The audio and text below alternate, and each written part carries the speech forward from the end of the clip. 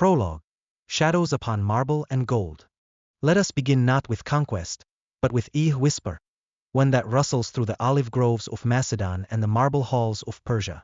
Tonight, we summon Alexander, the boy king who became storm, sweeping across continents with vision, fire, and myth at his heels. His world was fractured, his ambition unrelenting, and in tracing his path, from Tudor's Iskurul to battlefield thunder, we seek not just glory, but insight into power, legacy, and the fragile thread between greatness and ruin. Before us, dear scholars and stalwart adventurers, the lamp of history burns low, casting long, flickering shadows across the time-worn tapestries of Macedon and Persia. Let us assemble, then, in this mahogany-clad study. Above, the painted faces of kings and queens peer anxiously as the winds of antiquity sigh at the leaded windows. Outside, the world is fractured, as befitted the Hellenes themselves, city-states ever at odds yet joined by the fragile strands of language and legend. But within these walls, by the light of reason and the fire of imagination, we shall resurrect the bold spectre of Alexander, the son of the lion and the queen, whose ambition shook the pillars of east and west alike.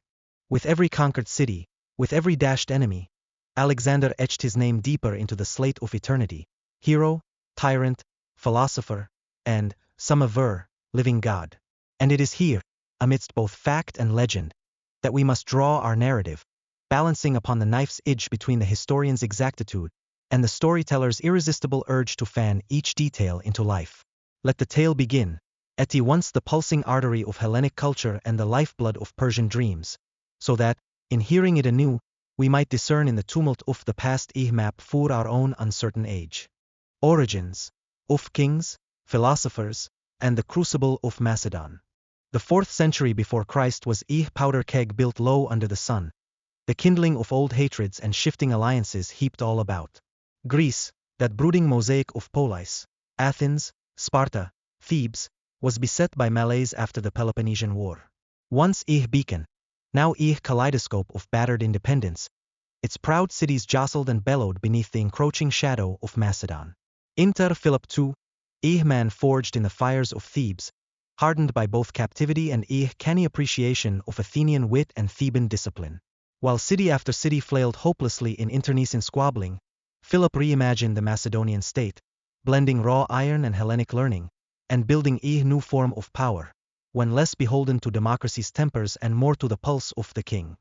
From this cauldron was cast Alexander, the scion of Philip and Olympias. Tales proliferate. Philip's dream of sealing the womb of Olympias with lion's seal, the echoing prophecy that the child thus born would be bold as lion itself. The young Alexander's world was blur of martial drills, Homeric verses, and the crackle of debate with teachers both stern and wise. Legend records that, as boy, Alexander tamed the indomitable steed Bucephalus, prodigy's feat, which provoked Philip to murmur, "Macedonia is too small for you, my son." And then, transformation. Philip, determined to pour Greek wisdom into Macedonian veins, summoned Aristotle, the peripatetic genius of Stagira, to tutor his son, not merely in arms but in the architecture of the mind. At Mysia, under cool colonnades and amidst the whispering groves, Aristotle sowed seeds of logic, philosophy, poetry, and the natural sciences within the prince and his companions. If ever there was a philosopher king in the making, it was Alexander in this sacred academy, learning that to rule well is to know well, and to know well is to wonder always. So, emerges the paradox of Alexander's legacy. Warlord schooled in the rhetoric of moderation and justice, yet one who would, in time, cast himself as both heroic Achilles and wrathful Zeus. The world, he learned, is chessboard, and the king player with unique privileges. Yet for all Aristotle's restraint, it was Homer's Iliad that he clasped closest to his heart, and in whose shadow his dreams of conquest were cast. Campaigns, the hammer and the loom, the march to empire. What vision it must have been, that morning in 336 BCE, when Alexander, crowned at 20, assumed the kingship following Philip's bloody assassination. The new king inherited not merely the throne, but model army, disciplined, professional, and molded by Philip's tireless reforms. Here was the Macedonian phalanx, deep, bristling ranks of pikemen bearing the Tsar Issa, an 18-foot dread spear, its points glinting beneath helms of bronze and ambition. Flanking these men were the thunderous ranks of companion cavalry, the Hetairoi, the hammer to the phalanx's unbreakable anvil. The stage 4 drama was set, Greece cowed, Persia simmering. Darius III, king of kings, presided in Susa over the Achaemenid Empire, an imperial colossus spanning deserts, rivers, and the unbowed will of 1,000 peoples. Yet the empire, remarkable for its satrapal bureaucracy and cultural tolerance, was beset by familiar malaise, corruption, faction, and restive provinces. The old lion was vulnerable.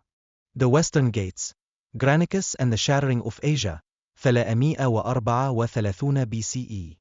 So begins Alexander's Odyssey, an armada of triremes crossing the Hellespont, Alexander casting a spear upon Asian shores to claim his prize by right of conquest.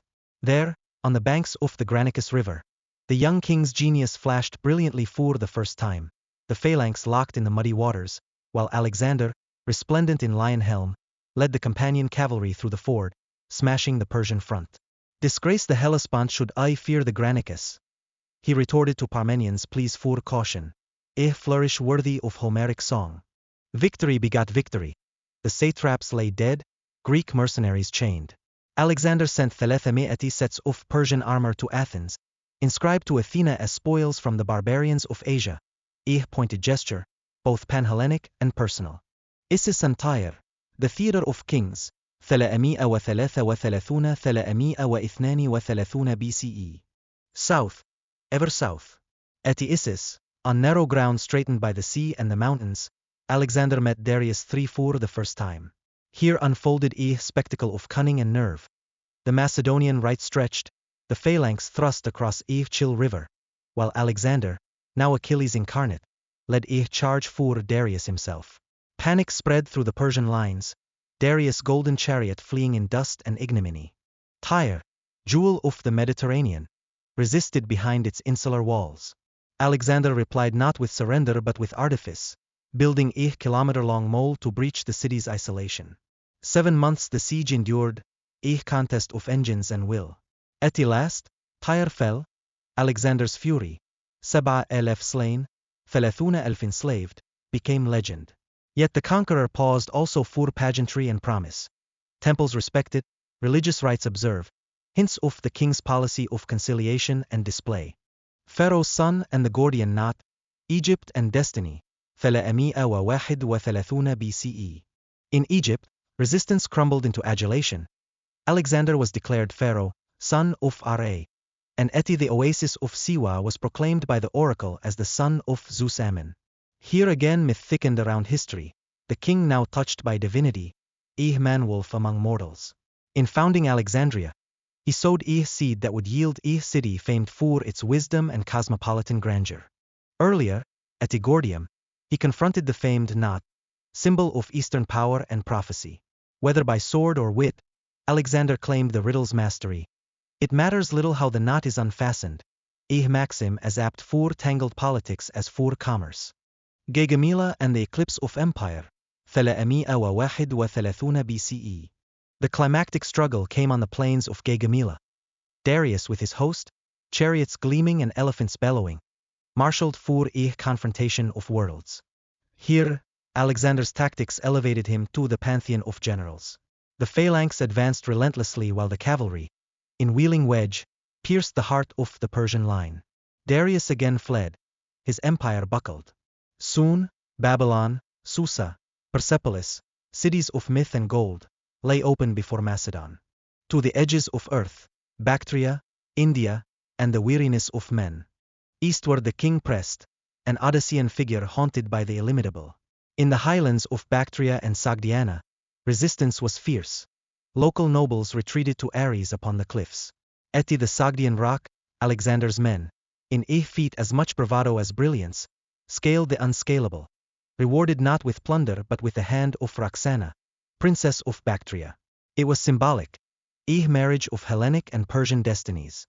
In India, the whirligig of fate turned savage. At the Hydaspes, Alexander met King Porus, fierce, proud, astride his war elephants. Rain lashed the battlefield, but through a surfeit of stratagems and perseverance, the Macedonians prevailed. Porus, though defeated, gained Alexander's admiration, and his kingdom, restored to him. But here, on the banks of the Hyphasis, Alexander's men at last revolted, exhausted by years of marching into the unknown. Mutiny and weariness defeated the conqueror as no foe could. Death dogged the retreat through Gedrosia's desert waste. Thirst and sun claimed thousands.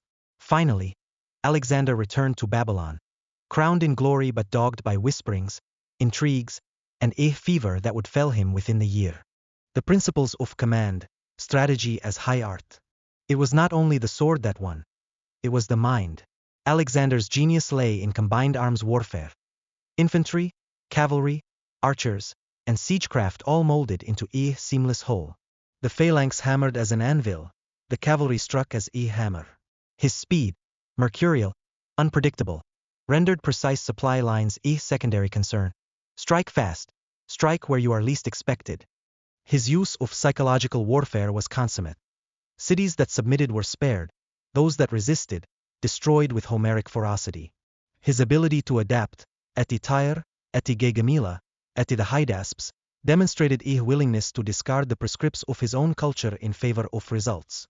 Yet, for all this, he strove for more than victory. He encouraged scholars to accompany his marches, collecting botanical, zoological, and ethnographical data. His campaigns mapped mountains, measured rivers, and infiltrated ideas as well as legions. Legacy, the loom of Hellenism, the shattering of empire. Alexander fell in Babylon, and the world, momentarily united by force, by law, by myth, splintered. The wars of the Diadochi, grim and bloody, would pit general against general in a contest even the gods might have condemned for its fratricidal excess. Out of chaos, a new order emerged. The dominions of Ptolemy in Egypt, Seleucus in Asia, Lysimachus in Thrace, and Cassander in Macedon. Perhaps nothing so starkly reveals the paradox of greatness. When man's will could conquer in a decade, but no will suffice to keep the whole stitched once the tailor had departed. Yet, if empires perished, cultures endured. The Hellenistic world, stretching from Alexandria to Ai Khanum, breathed Greek thought into the lungs of Asia, Africa, and beyond. The Koine dialect became the language of commerce and poetry.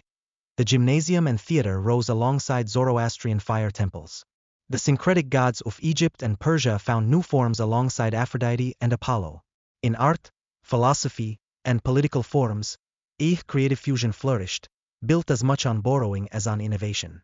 Cities like Alexandria and Antioch became crucibles where the sciences and philosophies mingled, laying arteries that would pulse for centuries, through Augustine, through Avicenna, through the very arteries of Rome itself.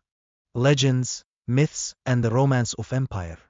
Alexander's name spun itself into legend not only among Greeks, but among Persians, Jews, Muslims, and a score of other cultures.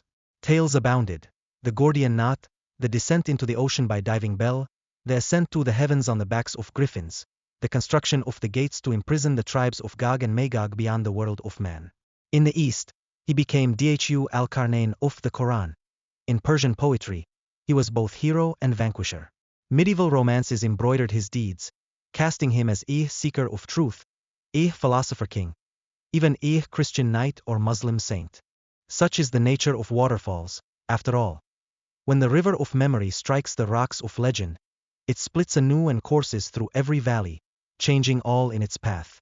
Of governance, integration, and Hellenization. Beneath the legends, there are sober facts of rule. Alexander's genius arguably peaked not in battle, but in his efforts at the integration.